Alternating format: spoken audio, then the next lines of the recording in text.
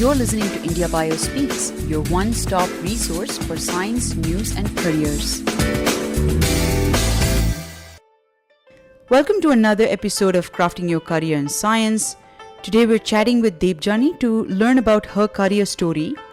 Debjani is currently the Group Product Manager at Premas Life Sciences Private Limited in New Delhi, and she works on bringing cutting-edge genomics technologies to the Indian market. Thank you, Debjani, for joining us today. Thank you. Thanks for having me. Debjani, you did your BSc in Biochemistry and a Master's in Biotechnology and a PhD in Molecular Genetics from the Indian Institute of Science. So what sparked your interest in the business of science, and what events led you to your current role at Premas? So, several years back when I was actually pursuing my PhD, during the course of my PhD, I understood one thing. While I was confused as to what to pursue next, I was pretty sure about what I didn't want to do. I did not want to be lab restricted. I did not want to continue with bench science, because even though the science part of it interested me, I somehow couldn't get myself interested in the regular pipetting, the dispensing and the putting reactions bit. So that was all something that prodded me to think about what are my options after after my PhD program. So I started talking to people. I started reaching out to people. These were people who had been my seniors, who had transitioned to the industry, and a whole lot of other people who were science writers. So we did talk to the people at C Camp. We spoke to people who would review projects in DBT. So a multitude of people, and of course the industry stakeholders also. And it so happened at that point of time when I was looking for options, I did manage to speak with one of my seniors in Delhi who was who was working as an application scientist in one of the companies who were into the genomics space. And she said she was quite enjoying the work that she was doing. And that's when I applied for Premas. They had put out an ad in Nature India. And that was basically for an application scientist and a product manager. And although I had applied for the application scientist position, somehow my supervisor, who was interviewing me at that point of time, he convinced me that, I had a natural knack of dealing with people. I was a people interfacing person, and that I would do well in anything that had to do with a lot of, interfacing with people, a lot of mixing up with people, and so on and so forth. So, I sort of believed in him in all my good faith, and I just listened to what he said, and I think, that was something which was the starting point. Of course, there was a lot of unlearning that I had to do, because I was a grad student, I was an academic at the core of my heart. So I came with a bag full of inhibitions, but there was a lot of learning along the years that I did, and that has basically shaped me as a person and a professional. Thanks, Debjani. You brought out really well the points that one has to take in order to explore and make that transition, especially networking and connecting with people. And now that you've made that transition and you're a group product manager at Premas, what does your role entail here? So in Premas, I handle these two verticals. One is the product management part, and the second thing is, so I am a group product manager who oversees the product management function, and I'll explain in a bit what it entails, and also the marketing function, the marketing arm. So the product management function involves basically knowing technically the ins and outs of the products, the applications, the extrapolations, the applied domains in which the product can be utilized. So mostly we are in the genomics field. So these are products which basically advance genomics research, and essentially you're working for the market development of, there are a lot of life sciences researchers who can potentially use advanced genomics tools in the country, right? But not all of them are aware of the scope of the technology. Not all of them are aware of the kind of applications that a particular technology can address. So essentially through my role, I increase that awareness. I, get them on board with the technical know-how ahead of them subscribing it. And I also essentially try to, so it's basically creating a market awareness and fulfilling the business targets. So we do have targets, reaching out to the life sciences fraternity, the research community, and the industry. We would eventually like it if they subscribe to our technologies, if they subscribe to our solutions, and we, sort of complete or we nail our targets. Often that happens, sometimes that doesn't happen, but then the pursuit of increasing the market knowledge or increasing a person's, the fraternity's knowledge about the solutions, the possibilities with the life sciences solutions that we offer, that does not end, despite sometimes the targets not getting met. And then, of course, we have other responsibilities, like we have social media outreaches. We are quite active on social media. We do a lot of events, conferences, seminars, talks, one-on-one discussions. So essentially, if I were to, sort of sum it up in one line, it would be scientific consulting. So you sell to a scientist and, make them see the possibilities of your technology. Thanks, Debjani. I wonder what a typical day looks like for you at work. Yeah, so a lot of my work involves traveling through the lengths and breadths of the country, because we have a pan-India presence. So we essentially have to travel a lot. And at one point of time, I was, almost traveling for about 60 to 70% of my time. The travels have reduced as my team has grown, but still, I would essentially put down a lot of traveling in my work profile. But aside of that, if I'm in Delhi, then, I would head out to my office and, interact with my team. Every day, obviously, brings on some new challenges. So you try and do the housekeeping work. And then you also have client meetings. You have conversations with people who would be interested in getting into this business, getting into this genomic space, who would need some kind of a insight, some kind of a hand-holding. So you do a lot of those meetings, and you're back home, at the end of the day, back to your family. So this is what an average day looks like. If I'm not traveling. If I'm traveling, of course, then it entails early morning flights and, rushing through the airport, barely grabbing a coffee, and then, wherever you are, wherever your final destination is, you are meeting clients, you're essentially talking to a lot of people about the domain, sometimes, outside of it. Essentially, it's a very, very dynamic profession, or a role rather, where it's not the same set of people that you're meeting every day.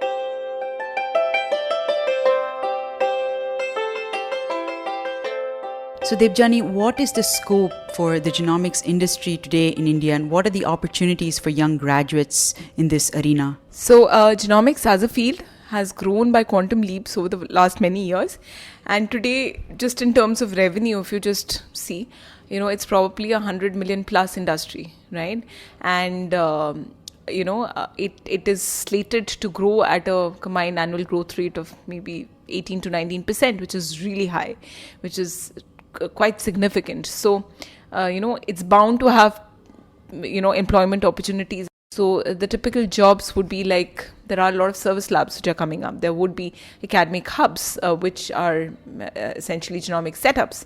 So you need people who would, be running these labs, be running these instruments, would actually oversee the scientific proceedings of the laboratory, would have a handle on how the experiment is done and how the data is generated, so on and so forth.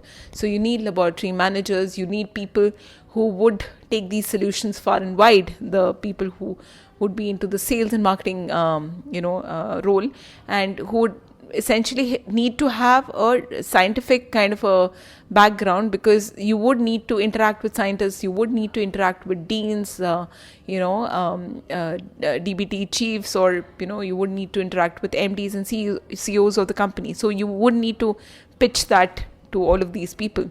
You would need to have people who would, support the applications end of things. So you would need application scientists who also need to be scientific. You would need to have people who can write about it. Okay, so you need scientific writers, you need consultants, you would actually need people who can analyze the oodles of data that are coming out. You would need to have artificial intelligence folks who can extrapolate a set of data to n number of other samples or situations. You would need people who can do things like health economic studies, because the way our healthcare is going, or the fact that we have such a huge disease burden, we need scientists to collaborate with economists to draw out maybe blueprints which the government can go by and formulate policies for the population at large. So I think, and this list is by no means exhaustive, there are many, many more additions to this list. So I think it's all set to grow. This field is all set to grow. It's, it's an ascending graph, and, there are plenty of opportunities that are there. Debjani, thanks for indicating the plethora of possibilities in this field. You obviously seem to be enjoying. So I would like to know, what is it that you enjoy most about what you do? What keeps you going? It's the fact that there is a possibility of doing something new every day. There is a possibility of meeting new people, knowing about new, research projects. And like I said, there is a bigger purpose to your work, to the work that you're doing. And sometimes you can actually see the difference that, maybe something that you've done is creating, whether it's improvement of maybe plant varieties, whether it's having some kind of a significant role in the way doctors treat their patients, or some significant, discovery in just basic research. So, the fact that you're, facilitating science in India, and you're doing it through the various ways possible. It is not something which can be, sort of put down as like a structured thing. It is very amorphous, and there are n number of possibilities in what you do. And the people that you meet and the disciplines that you can cross. So I think it's the newness of the work every day, and the fact that it seldom gets boring, and also the kind of culture that your company has created. I think the fact that my organization gives me a lot of autonomy in what I do, things are not really micromanaged, and also the fact that we have a very, very young and dynamic and motivated team. So we do these little things at our workplace which keep it very entertaining. So you actually look forward to, working Mondays, and, Sunday evenings you're not cringing and cribbing that you have to report for work the next day. So I think it's both of those things are important. I think the professional gratification, and also the fact that you have some kind of a personal touch in your work that keeps you going. That's really wonderful to hear, Debjani. Finally, are there any words of career wisdom from your journey so far that you would like to leave our listeners with today? I think it's never too early to start networking. I think that is the single most important mantra of that I want to impart to all my young friends. I think it doesn't matter if you're doing masters, if you're doing graduation, if you're doing PhD, you don't have to take the next step in going through the motions kind of a thing if you know what are the opportunities that you can possibly explore. So it's very important to have that knowledge to be able to decide intelligently, because a career is for life. At the same time, I would say there's there's no such point in your life which is a point of no return. Any time that you feel that you're not enjoying what you're doing, there is always a way out, and you should try and explore. Like, I have friends who are working as program managers in Microsoft, and this is after an entire journey of doing their masters and PhD and everything.